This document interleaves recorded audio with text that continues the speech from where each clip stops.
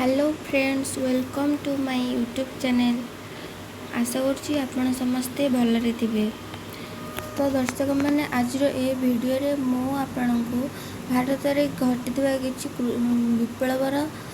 विप्लव संबंध रे किछि प्रश्न आलोचना करिया को जाउछि। तो चलंतु आज ये वीडियोटी को स्टार्ट करबा। आशा करछि वीडियोटी आपनको भल लागिबो, सेति पय लाइक, कमेंट, शेयर एवं सब्सक्राइब करंतु। तो आरंभ करवा आमर प्रथम क्वेश्चन। तो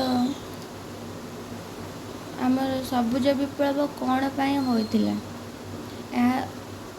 यार उत्तर हेउची सबुज विप्लव खाद्य शस्य बा कृषि उत्पादन पाई होइतिला। द्वितीय रे आमर श्वेत विप्लव कौन पाई होइतिला? उत्तर रे आसुची श्वेत विप्लव दुग्ध उत्पादन पाई होइतिला। तापर 3 नंबर रे आमर नील विप्लव कौन पाई होइतिला? नील विप्लव मत्स्य उत्पादन पाई होइतिला। पीत विप्लव कौन पाई होइतिला? एहार उत्तर हेउची पीत विप्लव तैलबीज चाष पाई होइतिला। लोहित विप्लव कौन पाई होइतिला? एहार उत्तर हेउची लोहित विप्लव बाइगण टमाटो चाष पाई होइतिला। षष्ठ रे आसुची आमर गोलापी विप्लव कौन पाई होइतिला? एहार उत्तर हेउची गोलापी विप्लव पियाज और चिंगुड़ी चाष पाई होइतिला। 7 नंबर रा प्रश्न हेउची बादामी विप्लव कौन पाई होइतिला?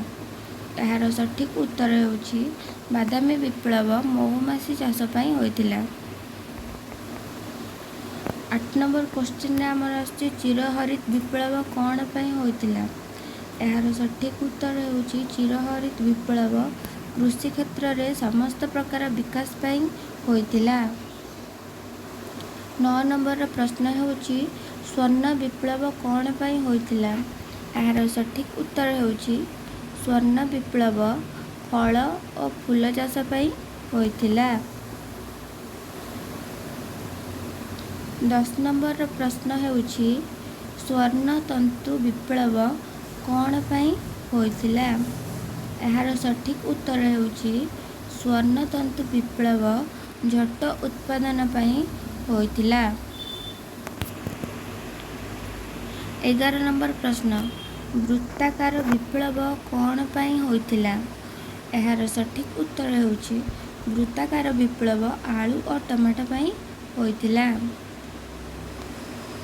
12 नंबर प्रश्न रौप्य तंतु विप्लव कौन पाई होइतिला? एहार सठिक उत्तर हेउची रौप्य तंतु विप्लव कार्पास चाष पाई होइतिला। 13 नंबर प्रश्न हेउची धूसर विप्लव कौन पाई होइतिला? एहार सठिक उत्तर हेउची धूसर विप्लव सार उत्पादन पाई होइतिला।